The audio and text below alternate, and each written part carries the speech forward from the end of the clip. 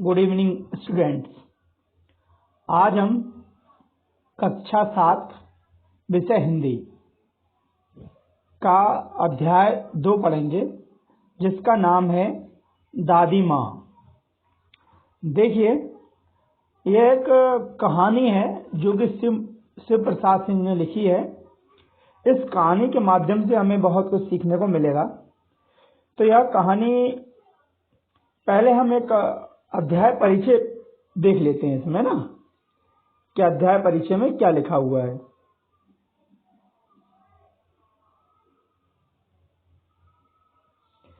देखिए, इसमें परिचय में है, प्रस्तुत कहानी विख्यात कहानीकार शिव प्रसाद सिंह द्वारा रचित है। इसमें लेखक ने अपने बचपन की यादों एवं अपनी दादी माँ के स्नेहिल एवं आकर्षक व्यक्तित्व का बड़ा सुंदर वर्णन किया है। लेखक ने अपने मित्रों को 2 तरह की बातों से दुखी होते हैं और उन्हें अपनी दादी की याद आ जाती है। इसमें हम कुछ नए शब्द भी सीखेंगे, जैसे वसंत, अनमना, शुभचिंतक, प्रतिकूलता, स्वच्छ, धुंधली, हिलोरें, अषाढ़, झाग भरे, अघन, चिवड़ा, अफसोस, क्वार, आदर्श, छोंका, विसूचिका, गिलाफ, कुनेर आदि आदि शब्दों के विषय में हम पढ़ेंगे। तो अब हम आते हैं अपनी कहानी पर, दादी माँ पर। हमें अपने अनमोल स्मरणों को संजोकर रखना चाहिए। बिल्कुल सही बात है। अपने जो विचार हैं, अपने जो पुराने हमारे कहानी है, उन सब को हमें संभाल कर रखना चाहिए। अब देखिए, अब हम कहानी पर आते हैं। कमजोरी ही है अपनी, पर सच तो है कि जरा सी कठिनाई पड़ते हैं। बीसों गर्मी, बरसात और बसंत देखने के बाद भी मेरा मन सदा नहीं तो प्रायः अनमना सा हो जाता है। मेरे शुभचिंतक मित्र मुंह पर मुझे प्रसन्न करने के लिए आने वाली छुट्टियों की सूचना देते हैं और पीठ पीछे मुझे कमजोर और जरा सी प्रतिकूलता से घबराने वाला कहकर मेरा मजाक उड़ाते हैं। मैं सोचता हूं, अच्छा, अब कभी उन बातों को ना सोचूंगा। ठीक है, जाने दो, सोचने से होता ही क्या है। पर बरबस मेरी आंखों के सामने शरद शीत किरणों के समान शीतल किसी की धुंधली छाया नाच उठती है। मुझे लगता है जैसे कुंवार के दिन आ गए। कुंवार एक महीना है। हिंदू जो नव वर्ष है, उसमें कुंवार महीना है। ठीक है ना बच्चों। मेरे गांव के चारों ओर पानी ही पानी हिलोरे ले रहा है। दूर के सिवान से बहकर आए हुए मोथा और साई की अधगली घासें, घेऊर और बन प्याज की जड़ें तथा नाना प्रकार की बरसाती घासों के बीच सूरज की गर्मी में खौलते हुए पानी में सड़कर एक विचित्र गंध छोड़ रहे हैं। रास्तों में कीचड़ सूख गया और गांव के लड़के किनारों पर झाग भरे जलाशयों में धमाके से कूद रहे हैं। अपने अपने मौसम की अपनी अपनी बातें होती हैं। आषाढ़ में आम और जामुन ना मिले, चिंता नहीं। अघन में चिवड़ा और गुड़ ना मिले, दुख नहीं। चैत के दिनों में लाई के साथ गुड़ की पट्टी ना मिले, अफसोस नहीं। पर कुंवार के दिनों में इस गंधपूर्ण झाग भरे जल में कूदना ना हो तो बड़ा बुरा मालूम होता है।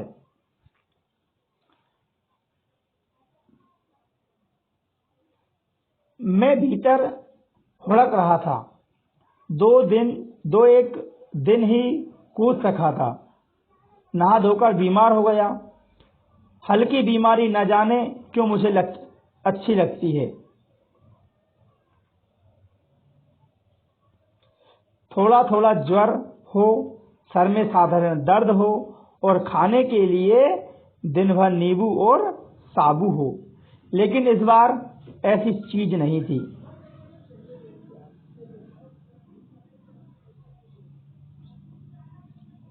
ज्वर जो चढ़ा तो चढ़ता ही गया, रजाई और उतरा रात 12 बजे के बाद। दिन में मैं चादर लपेटे सोया था। दादी माँ आई, शायद नहाकर आई थी, उसी झाग वाले जल में। पतले दुबले स्नेह सने शरीर पर सफेद किनारेहीन धोती, सन से सफेद वालों के सिरों पर सादे टपके हुए जल की शीतलता। आते ही उन्होंने सर पेट छुए। आंचल की गांठ खोल किसी अदृश्य शक्तिधारी के चबूतरे की मिट्टी मुंह में डाली, माथे पर लगाई। दिन रात चारपाई के पास बैठी रहती, कभी पंखा झलती, कभी जलते हुए हाथ पैर कपड़े से सहलाती, सर पर दालचीनी का लेप करती और 20 बार छू छू कर ज्वर का अनुमान करती। हांडी में पानी आया कि नहीं, उसे पीपल की छाल से छोंका कि नहीं, खिचड़ी में मूंग की दाल एकदम मिल तो गई है, कोई बीमार के घर में सीधे बाहर से आकर तो नहीं चला गया। आदि लाखों प्रश्न पूछकर घर वालों को परेशान कर देती। दादी माँ को गवई गांव की 50 किस्म की दवाओं के नाम याद थे। गांव में कोई बीमार होता, उसके पास भी पहुंच जाती और वहां भी वही काम, हाथ छूना, माथा छूना, पेट छूना, फिर भूत से लेकर मलेरिया, सरसाम, निमोनिया तक का अनुमान विश्वास के साथ सुनाती। महामारी और विसूचिका के दिनों में रोज सवेरे उठकर स्नान के बाद लवंग और गुड़ मिश्रित जलधार, गुग्गल और धूप सफाई कोई उनसे सीख ले। दवा में देर होती, मिश्री या शहद खत्म हो जाता, चादर या गिलाफ नहीं बदले जाते तो वे जैसे पागल हो जाती। बुखार तो मुझे अब भी आता, नौकर पानी दे जाता, मेष महाराज अपने मन से पकाकर खिचड़ी या साबूदाना दे जाते, डॉक्टर साहब आकर नाड़ी देख जाते और कुनेर मिक्सर की शीशी की तिहाई के डर से बुखार भी भाग जाता। पर न जाने क्यों ऐसे बुखार को बुलाने का जी नहीं होता। अब देखिए, आगे पढ़ते हैं कहानी। किशन भैया की शादी ठीक हुई। दादी माँ के उत्साह और आनंद का क्या कहना। दिन भर गायब रहती, सारा घर जैसे उन्होंने सर पर उठा लिया। पड़ोसिनें आती, बहुत बुलाने पर दादी माँ आती। बहन बुरा ना मानना, कार परोजन का घर ठहरा, एक काम अपने हाथ से ना करूं तो होने वाला नहीं है। जानने को तो वो सभी जानते थे कि दादी माँ कुछ करती नहीं, पर किसी काम में उनकी अनुपस्थिति वस्तुतः विलंब का कारण बन जाती। उन्हीं दिनों की बात है। एक दिन दोपहर को मैं घर लौटा। बाहरी निकसार में दादी माँ किसी पर बिगड़ रही थी। देखा, पास के कोने में दुबकी रामी की चाची खड़ी है। सोना होगा धन्नो, रुपए में सूद के साथ आज दे दो। तेरी आंख में तो शर्म है ही नहीं। मांगने के समय कैसी आई थी, पैरों पर नाक रगड़ती फिरी। किसी ने एक पाई न दी, अब लगी आजकल करने, फसल में दूंगी, फसल मैं दूंगी। अब क्या तेरे खाते दूसरी फसल कटेगी? दूंगी मालकिन, दूंगी। रामी चाची रोती हुई दोनों हाथों से आंचल पकड़े दादी माँ के पैरों की ओर झुकी।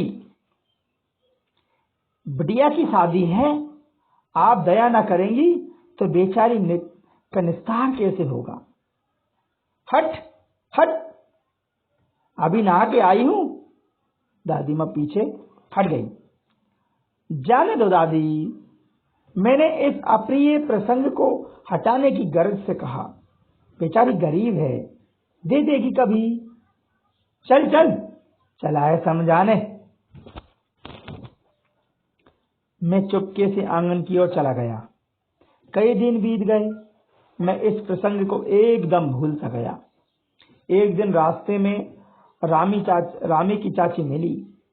वह दादी को पूतो फलो दूधो नहाओ का आशीर्वाद दे रही थी। मैंने पूछा, क्या बात है धन्नो चाची? तो उसने विह्वल होकर कहा, ओरिन हो गई बेटा, भगवान भला करे हमारी मालकिन का।